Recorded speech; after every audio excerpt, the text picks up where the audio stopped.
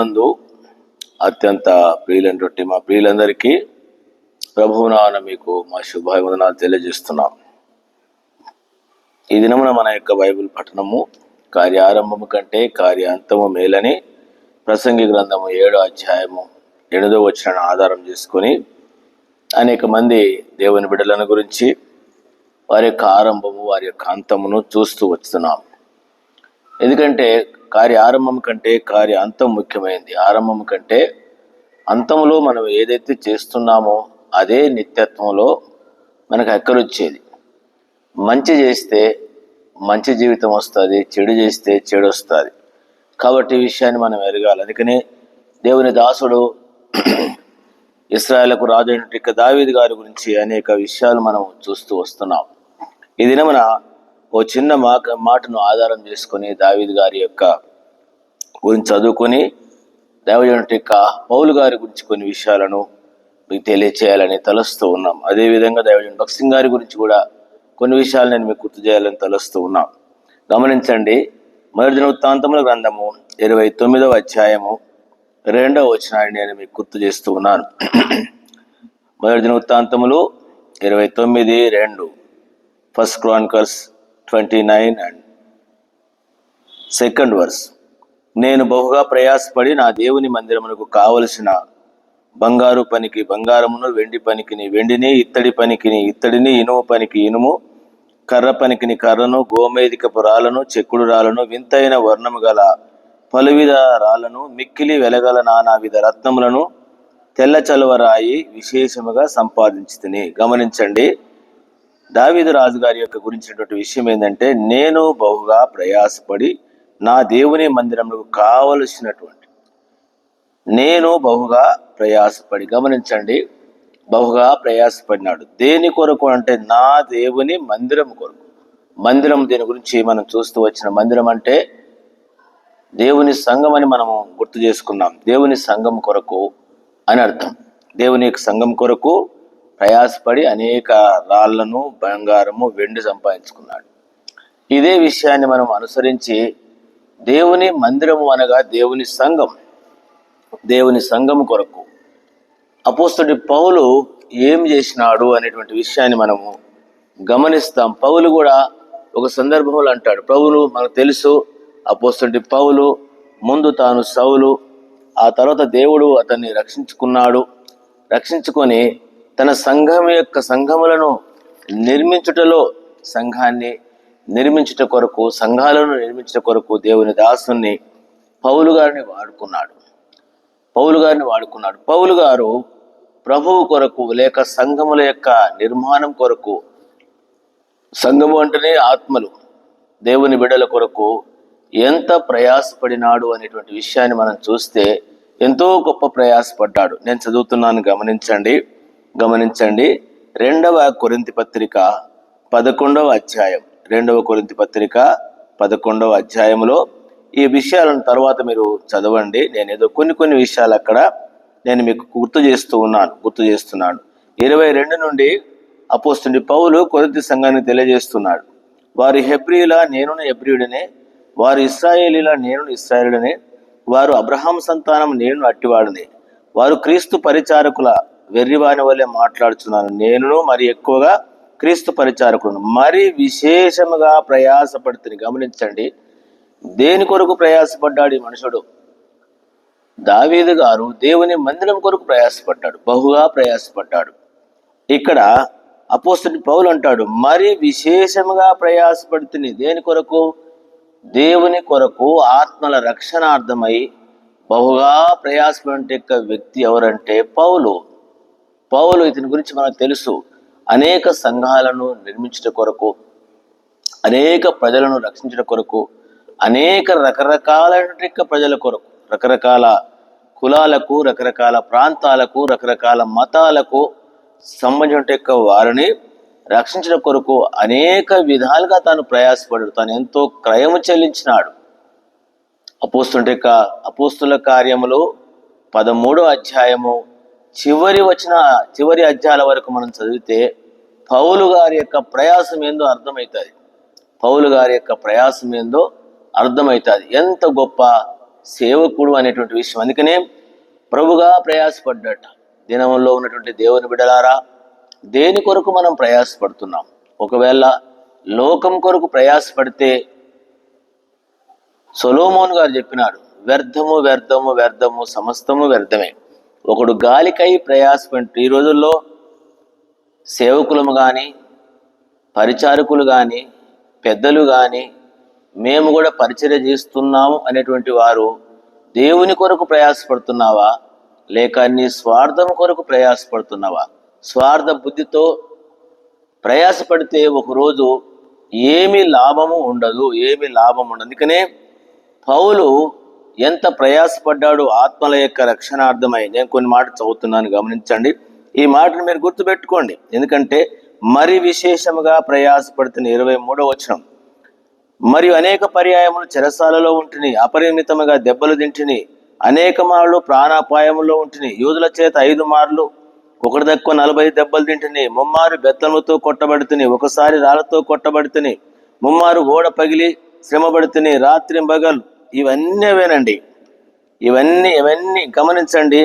ఇవన్నీ ఎన్ని చెప్తాము? నా స్వజనుల వల్ల ఆపదలు, అన్యజనుల వల్ల ఆపదలోను, పట్టణములో ఆపదలోను, అరణ్యములు ఆపదలోను, సముద్రములో ఆపదలోను, కపట సహోదరుల వల్ల ఆపదలో ఉంటుంది. గమనించండి, ప్రయాసముతోను అంట, కష్టముతోను, తరచుగా జాగారములతోను, ఆకలి దప్పులతోను, తరచుగా ఉపవాసములతోను, చలితోను, దిగంబరత్వంతోను ఉంటుంది. ఇంకనూ చెప్పవలసినవి అనేకములు ఉన్నాయి. ఇవి కాక సంఘములు అన్నిటిని గూర్చిన చింతగలదు. ఈ భారము దినదినము నాకు. సంఘములు అన్నిటిని గురించి అంట, ఓ సంఘాన్ని గురించి కాదు. ఒకరికి ఒక సంఘాన్ని గురించే బాధ ఉంటుంది. కానీ సంఘములన్నిటిని గురించి ఉంటే బాధ అంటే సార్వత్రికమంతటి సంఘాల్లో ఉన్నటువంటి భారము కూడా ఈ దైవజనుడి మీద ఉన్నది. ఎందుకంటే ఎక్కువగా సేవ చేసి అనేక ప్రాంతాలలో ఉన్నటువంటి వారిని ప్రభులోకి నడిపించిన వ్యక్తి. అనేక సంఘాలు, రోమాలో చేసినాడు, తర్వాత కొరింథులో చేసినాడు, గలతీలో చేసినాడు, ఎఫెసు, ఇవన్నీ కూడా ప్రాంతాలు. ఇవన్నీ ఫిలిప్పి ఏరియాలో చేసినాడు, కొలసి ఏరియాలో చేసినాడు. ఓ సంఘం కాదు అది. ఆ కొలసి ప్రాంతంలో ఉన్నట్టు వాళ్ళు. అట్లనే ఇప్పుడు మనం ఆంధ్రప్రదేశ్ అన్నాం అనుకోండి, ఆంధ్రప్రదేశ్లో ఉన్న సంఘాలు ఒక సంఘం కాదు. అట్లా బహుగా ప్రయాసపడ్డాడు. ఒకటి. రెండో విషయం ఏంటంటే, దేవుని కొరకు దావీదు గారు తన స్వంతది కూడా ఇచ్చినటువంటి మనం చూస్తాం. 29వ అధ్యాయము 3వ వచనంలో రాయబడింది. ఇక్కడ పౌలు గారు కూడా ఏం చేసినాడండి అని అంటే, గమనించండి, ఏం చేసినాడంటే వాస్తవంగా తనదంతా కూడా క్రయం చెల్లించినాడు. ఫిలిప్పీ పత్రికలో అంటాడు, నేను 8వ దినమున సున్నతి పొందినాను. ఎక్కడ ఉన్నాడు? ఇశ్రాయేలీయుడును, యూదా వంశం అంటే తనకున్నటువంటి ఏవైతే ఉన్నాయో, యూదుడు, 8వ దినం సున్నతి పొందినాడు. ఇట్లాంటి ఆధిక్యతలు అన్నీ కూడా తను ఛేదించి తీసివేసుకోవడమే కాకుండా 12వ అధ్యాయం, 2 కొరింథీ పత్రిక 12వ అధ్యాయం గమనించండి, 15వ వచనం, కాబట్టి నాకు కలిగినది యావత్తు మీ ఆత్మల కొరకు బహు సంతోషంగా వ్రయపరచుదను. నన్ను నేను వ్రయపరచుకొందును. నేను మిమ్మల్ని ఎంత ఎక్కువగా ప్రేమించున్నాను అంత తక్కువగా మీరు ప్రేమిస్తారు. ఆత్మల కొరకు తను తాను వ్రయపరుచుకున్నాడు. తనకు కలిగిందంతా కూడా, తన యొక్క ఆస్తి కూడా, అన్ని కూడా తాను వ్రయపరుచుకున్నటువంటిగా, సమర్పించినటువంటి వాడిగా, ఆత్మల కొరకు తన యొక్క కలిగినటువంటి ఆస్తిని ఖర్చు చేసిన వాడిగా ఉన్నాడు. నీ దినంలో నీవు నేను ఏ విధంగా ఉంటున్నావు? ఒకటి గమనించండి, ప్రభువు కొరకు ఆత్మల రక్షణార్థమై ప్రయాసపడ్డాడు. అంతేకాకుండా తనకున్నటి లోకరీతిగా ఉన్నటువంటి గౌరవ మర్యాదలు, నేను యూదుడను, ఇశ్రాయేలు వంశవాన్ని, బెన్యామీనీయుడను, ధర్మశాస్త్రముల అనుజ్ఞుడను, ఇట్లాంటివి ఎన్నో క్వాలిఫికేషన్స్ ఉన్నాయి. ఇవన్నీ కూడా ప్రభు కొరకు తాను ఛేదించినాడు, తీసేసుకున్నాడు. అంటే తను తీసేసుకొని కష్టపడడానికి ఇష్టపడ్డాడు. మూడవ విషయం ఏంటంటే, తన కలిగిన ఆస్తి, అంతస్తులు, ఇవన్నీ కూడా తన యొక్క ధనవంతుడు అతను, అన్ని కూడా ఆత్మల కొరకు క్రయం చెల్లించినాడు. ఇదే భాగాన్ని అందుకనే తనకు ఎంత గొప్ప విషయమోనంటే, చివరి వరకు తాను నమ్మకస్తుడిగా ఉండి విశ్వాసం కాపాడుకుంటే నాకు నీతి కిరీటం ఉంచబడిందని చెప్పినటువంటి ఒక వ్యక్తి ఎవరంటే పౌలు గారు.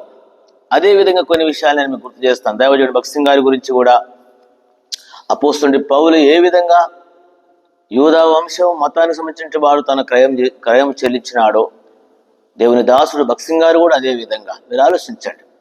అంతేకాకుండా తన యొక్క మతాన్ని కానీ తన ప్రాంతాన్ని కానీ త్యజించుకున్నాడు, తన బంధువులను కానీ. తాను కూడా ధనవంతుని కుమారుడని మనకు తెలుసు. భక్సింగ్ గారు కూడా గొప్ప ధనవంతుని యొక్క కుమారుడు. ఆ దినముల్లోనే తన ధనాన్ని కూడా సేవించినాడు, ఏమి తీసుకోలేదు. అదే కాకుండా అపోస్తలుడైన పౌలు ఏ విధంగా సేవ చేస్తూ వచ్చాడో ప్రపంచం అంతటికి తన కలినంతా కూడా వ్యయం చేసుకుని, ఏది తన కొరకు అనలేదు.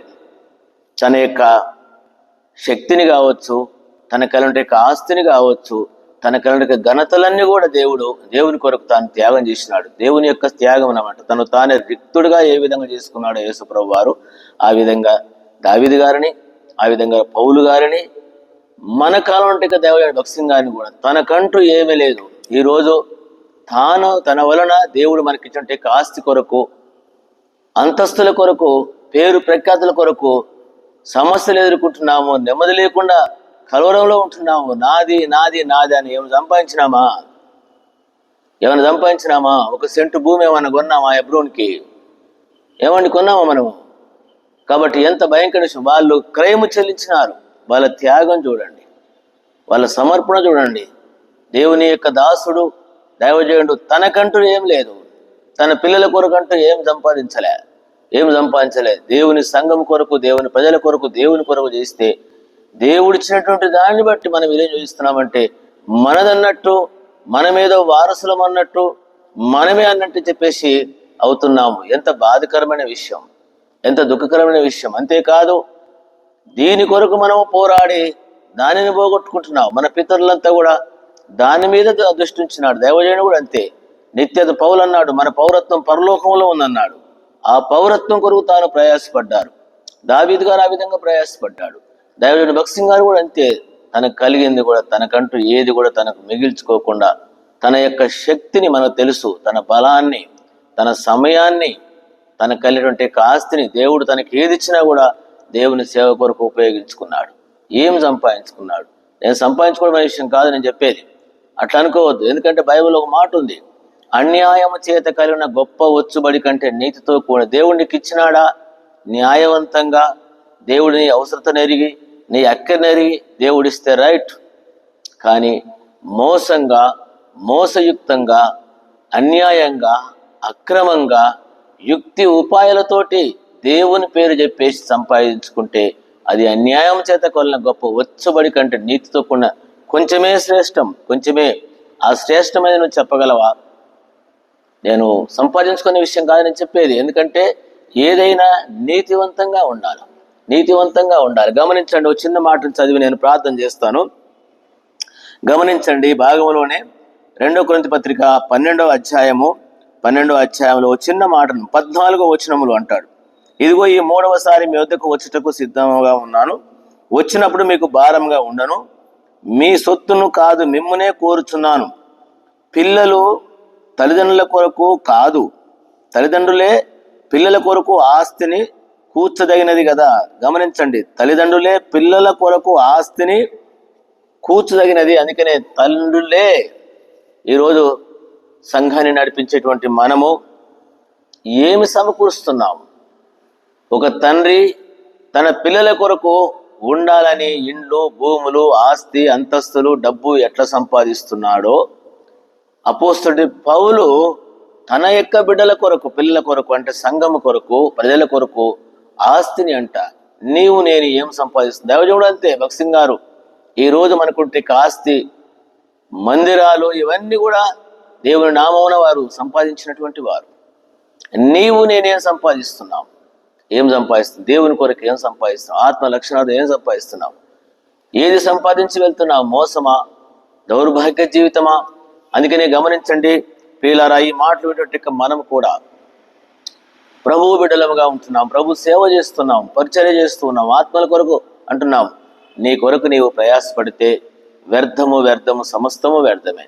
1 కొరింథీ పత్రిక 15:58 ప్రకారం ప్రభువు కొరకు నీవు ప్రయాసపడితే ప్రభునందు మీ ప్రయాసం వ్యర్థము కాదు అని ఎరిగి స్థిరులుగా ఉందాం. చదువుకుంటే ఈ మాటలు జ్ఞాపకం పెట్టుకొని మిగిలిన శేష జీవితంలో కార్య ఆరంభం కంటే కార్య అంతము మేలు. వారందరూ చక్కని ఆరంభము లేక అంతము, మంచి అంతంతో ముగించబడ్డారు, దేవుని సందులో ఉన్నారు. ఈ రోజుల్లో నీవు నేను ఎక్కడ ఉంటాం, మన నిత్యత్వం ఎక్కడ ఉందో ఎరిగి కార్యారంభం కంటే కార్యాంతము మేలైనటువంటి భాగాన్ని అనుసరించి ఈ చివరి దినం మనం ఆ విధంగా ప్రభు కొరకు ఒక మంచి విధానంలో మనం జీవించిన ప్రభు మనకు సహాయపడును గాక. ప్రియ తండ్రి, భాగాన్ని దీవించమని వేసుకున్నాం ప్రాంచి వేడుకుంటున్నాను తండ్రి. ఆమేన్. మన తండ్రి దేవుని యొక్క ప్రేమ, మన ప్రభువైన యేసుక్రీస్తు కృప, పరిశుద్ధాత్మ సహవాసం మనందరి తోడై ఉండును గాక. ఆమేన్. ప్రభునందు మీ అందరికీ మా యొక్క వందనాలు.